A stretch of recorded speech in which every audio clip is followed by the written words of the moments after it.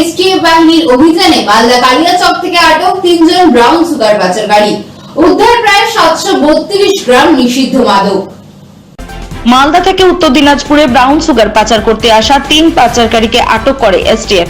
জানা গেছে, ধৃতরা মঙ্গলবার রাতে মালদা কালিয়াচকের সুজাপুর থেকে নিষিদ্ধ মাদক ব্রাউন সুগার নিয়ে বহরমপুর শিলিগুড়িগামী এক বেসরকারি বাসে উঠে বসে।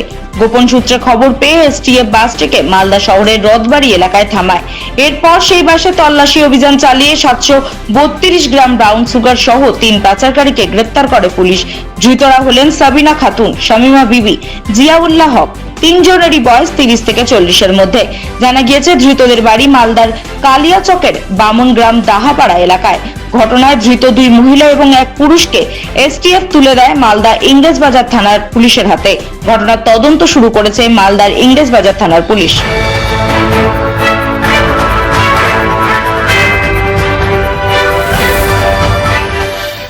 अरे भैया कहाँ हैं आप?